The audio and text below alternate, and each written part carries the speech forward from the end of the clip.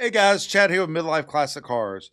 If you've watched my past videos, you see I have a problem with the car going into limp mode. It's just been a real pain. I haven't been able to finish my last several weeks and everything. We've tried everything. The and the car still does not work. I'm going to tell you what this video is about. It does not solve the problem. This is about fixing the fuel pump. I was very fortunate. Josh Williams was said my fuel pump was a little loud, and that could potentially be it. But then I had another race, and the car still went in the limp mode, and the car is down with the Legend Car people right now being gone through, seeing if they can't solve the issue. So this does not solve the issue, but I think this is a good video for anyone into Legend Cars, anyone just fabricating something. First of all, I want to say I'm not a professional fabricator. I am a shady tree mechanic. I've worked on cars my whole life, but I've never done it to make money. I've only ever worked on my own personal cars. And so I would never tell anyone I'm a professional mechanic. I do a lot of reading, like two of the books that we sell at Midlife Classic Cars. This one is one of my favorite, Nuts, Bolts, and Fasteners and Plumbing by Carol Smith. This is the first book I read when I was younger and realized I was not using bolts and Zeus fasteners and things correctly. Realized I needed to use stronger bolts and everything. This was a great one to read.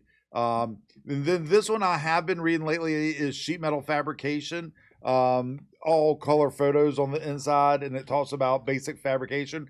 Now, a lot of this is for body panels and bigger stuff, but I have read a chunk of this book. Even after reading these books, you'll see like none of my lines are straight. I'm not a perfect fabricator by any means, but one thing I tell people is I'm dumb. I'm dumb enough to make an attempt to do something, to try it myself. And later I find out like the part that I'm fabricating, I could have just bought it from someone. I didn't look first and see, and I went right ahead and try to make something. And I tell people a lot of times being dumb and just saying, "Hey, I'm going to do this regardless of what people think." Just like a lot of people told me not to race in the cookout series for my first series in a legend car, and I had a great time. I did good, other than some issues with the car. Like it was a great time, and I just try not to let things like that hold me back. I just go forward and kind of be dumb about things. But one thing I would say is, like when fabricating something, one thing I want you to take from this video, you'll see I start going one path and then things get complicated and the piece gets more complicated than it needs to be before I take some time off, think about how to better fix the part or better fabricate a part and make it simpler. And I would say anyone that's fabricating anything or working on anything, if it starts to get complicated, take a step back, rethink about what you're doing, and see if you can make it simpler. That to me should be the theme of this. Is you'll see the first part comes out very complicated, and then it gets way simpler. So let's get into the video, and you can see what I'm working with here.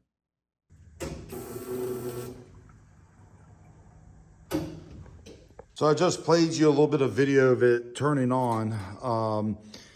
But you can see this is just how it's mounted. This is how when I got the car it's mounted. It's just in here with something wrapped around, I guess, to get padding. But that can't be great. I also don't like the way how it looks like it might have eaten through this line here.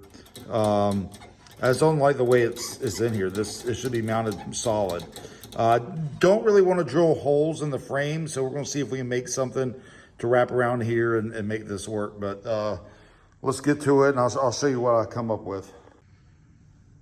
All right, let me show you what I'm working with. Basically, I'm trying to use some CAD, cardboard assisted design here. And basically what I have it doing is wrapping around the pipe here, because I really don't want to put holes in the piping. And then I'm going to use a clamp to wrap around this and then mount my fuel pump like this here. So I think this is going to be the method I'm going to attempt. I have some aluminum stock in there that I'm going to transfer this out to and just try to build this out and see what happens. But this is what I'm going for here. So hopefully, we'll get that mounted and then get some holes in here to hold the pump, and then the pump will sit here. I might shorten this up a little bit. This looks a little long, but I'm gonna leave a little extra. We can always keep trimming. But this is what we're working with. Hopefully it'll sit here like this and be nice and sturdy, and that will solve the issue with the pump rattling and beating against. Because the more I'm looking at, I bet it was bouncing against here all the time and just like destroying itself. So hopefully this will move it out. I'm sure it will shake, but I think it'll be better than actually hitting the cage. So let me get to transferring it over and we'll see what happens. So here I'm pretty much just taking the cardboard template that I made and tracing it out on the metal. Luckily, I already had a piece that was bent that would save me a little bit of time here. And I was trying to notch it around the bar that helps hold down the fuel tank and everything.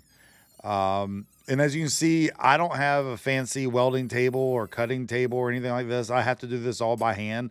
I don't have a ton of tools to do this type of stuff, but I'm still able to get by with what I have. And that's just another thing. You don't need a ton of fancy equipment to build and fabricate small items.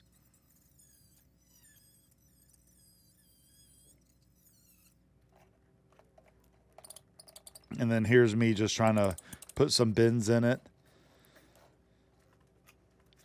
to form it to the shape that I needed it to be.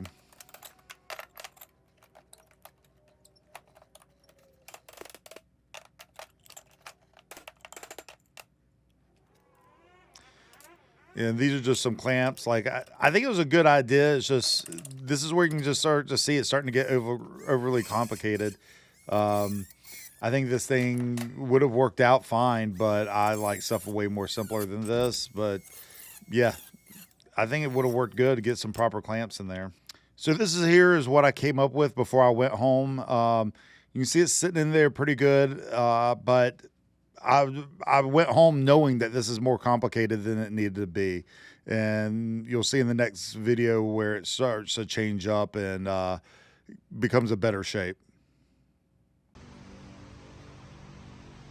All right, guys, so it's the next day and I was sleeping on this, and while I do think this method's okay, it's just made me think, you know, it's a little complicated, because one thing I was going to do is add a piece of rubber down there so it can brace onto, and then probably get some better straps that are these are probably Harbor Freight ones. I just found them in my tool chest, and so, you know, they're not really clamping the metal down as hard. And the more I was thinking about it, one thing I know with fabrication is the more complicated you make it, the worse it is. So after thinking, I think we're going to scrap this. And I realized I have this bolt here. This is actually holding the negative wire strap for the pump. And what I think we're going to do is just make a mount that hangs from here and maybe holds the pump sideways down here like this. So, I mean, I think this was a good idea, but, you know, I want something more simplistic. I want it a little bit easier to deal with and everything. So I think we're just going to change it up and try something different. So let's see how the next iteration works. Okay, so this is my second iteration. What I'm thinking is, it's just going to hang from that one hole. We're going to mock this up before we clean all this up. I'm going to cut all the edges off and just trim it up, make it look better. But for now, this is where we're at. We're just going to drill some holes, mount it, see if it'll work, and then it'll just hang like this. Like I said, this is actually way simpler than what we initially started with, which was this piece having a bend down here and everything, which it was good, but it's overcomplicated and things should be simple. So that's what we're going to start with. This is where we're at. I'll show you guys in a little bit how much further I get with it.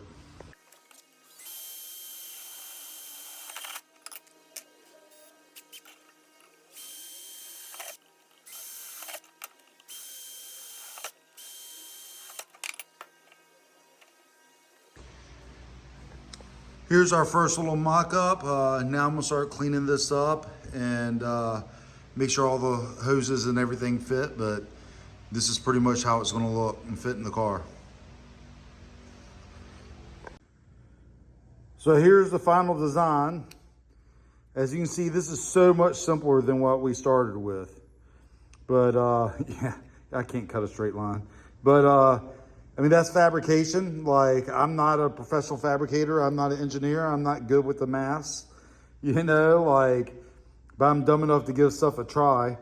And so this saves me a lot of money versus going out and buying something. It did eat up some time, but this should work. And now we're going to get it mounted in place, and hopefully this will solve all of our issues.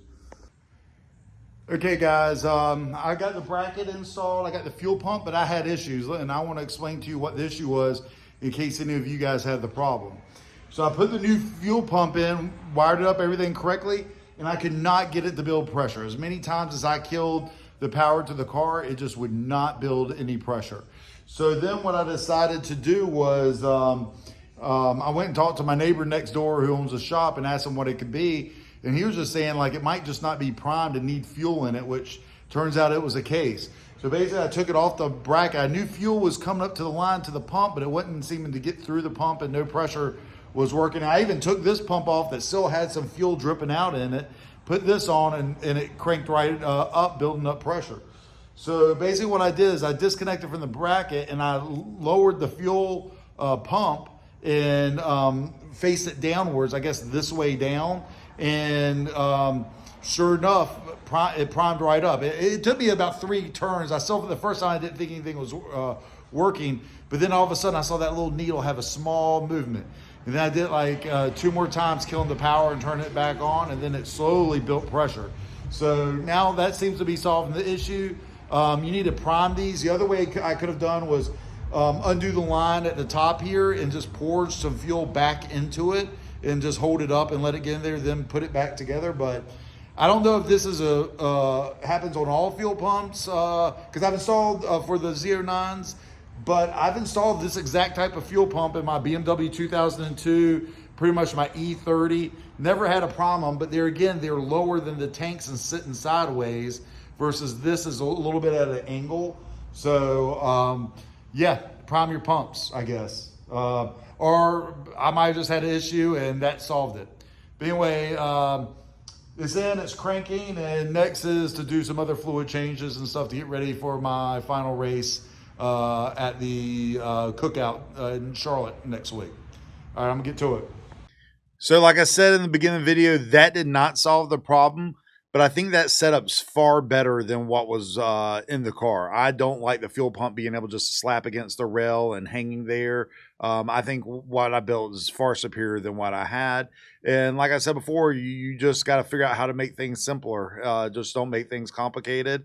And once again, I just want to reiterate, or use that word. But anyway, what I want to say is I get a lot of people saying, oh, I want to do legend car. I'm not the best mechanic. You just got to figure this stuff out, man.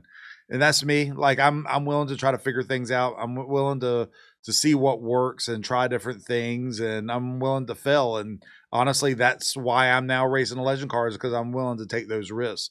Any type of racing is dangerous. You can destroy your equipment. It can cost you a lot of time and money, but you have to take the risks and everything. So just remember, this is what we sell on midlifeclassiccars.com. We sell shop manuals, restoration guides, history books, and a lot of how-to books like this.